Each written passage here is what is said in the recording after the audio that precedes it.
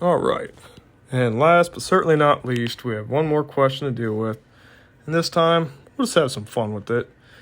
The statement reads, a circular disk of radius r and mass m carries endpoint charges q attached at regular intervals around its rim.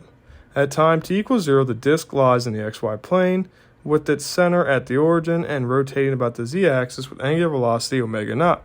When it is released, the disk is immersed in a time-independent external magnetic field. B of S of z is equal to k times negative s hat plus 2z z hat, where k is a constant. All right, so part A, find the position of the center of the ring, z of t, and its angular velocity, omega t, as a function of time. Go ahead and ignore gravity. And then B, describe the motion and check that the total kinetic energy translational plus rotational is constant. Confirming the magnetic field does no work. Okay, so this is again reinforcing what we know, but we'll see it in a new light, and it's going to be fun. So let's go. All right, so initially the disk will rise like a helicopter, and the force on one charge, the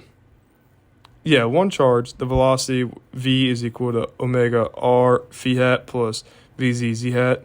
So Fi, again for one charge, is equal to Q V cross B, since we're not told we have any electric component, we just have this magnetic field.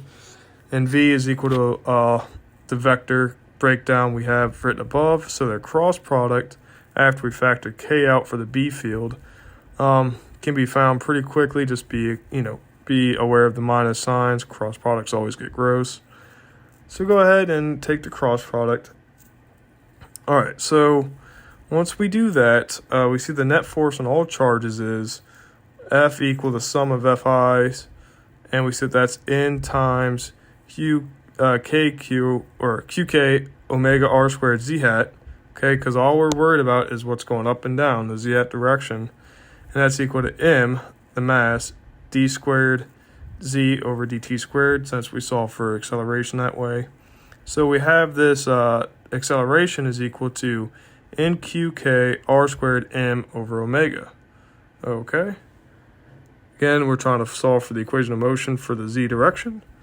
And we see that the net torque on the disk is Ni is equal to Ri cross Fi.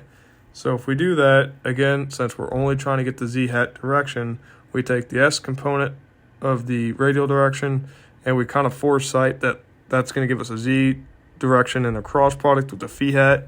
So we use that from the cross product earlier, and we just go ahead and take their cross products, and we see that we get N equals little n QK r squared VZ in the z hat direction, and what that's equal to I alpha, which we know I alpha is equal to d omega t, d omega over dt, where I is the moment of inertia. Solving that for d omega dt, we get a function of some constant times dz dt, okay?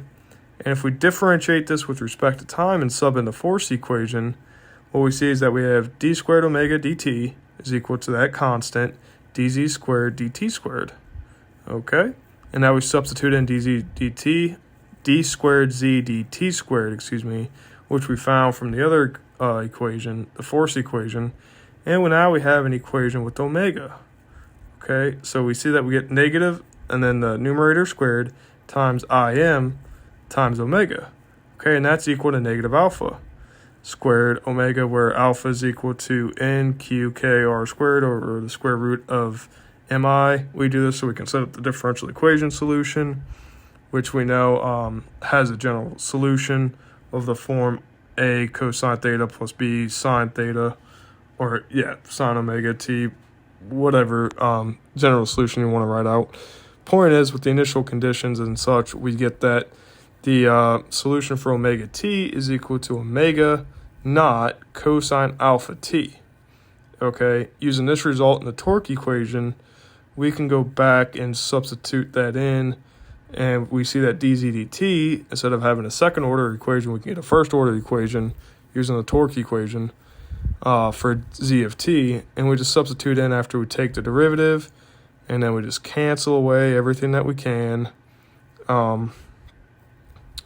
Yeah, as you see, we get cosine goes to negative sign, and we chain rule out to a alpha term, and we see that the fraction before the constant cancels with the numerator, and we're left with the I over square root of mi with that omega naught. And you see that if we put that I into the square root, it's the same as I squared, so the i's cancel, so you're left with square root of I over m, omega naught, sine alpha t. And then if we take the integral of this, then we get back to the z of t, which is equal to square root I over m omega t, since they're constants, integral 0 to t of sine alpha t dt, which brings us to omega naught over alpha square root of I over m times 1 minus cosine alpha t. So we get the equation of motion for z, and we get the equation of motion for omega. Pretty darn cool. Again, we only wanted the z direction, so that's why we did that in the cross product earlier. B, the disk rises and falls harmonically as its rotation slows down and speeds up. So the total energy is, well, E is equal to 1/2 mv squared plus 1/2 I omega squared. And if we plug Vz squared in, we saw what that was earlier. By simplifying the dz dt, that is Vz. So we plugged it in, that's a square term. And then we know what omega is from the general solution, so we plugged it in and square it. When we do that, the m's cancel in the mass terms, and we see that, the angular part of that is easy to deal with. Both of them have a 1/2 omega naught squared and an I term that can be factored out. And then we're left with sine squared of alpha t plus cosine squared alpha t, which Pythagorean identity allows us to simplify to 1. So we have E equals 1/2 I omega squared, which is constant and equal to the initial energy. Of course, if you didn't notice the rotation rate changing, you might think the magnetic force is doing work as the disk oscillates up and down. But indeed, we know magnetic forces don't do work. What a cool result!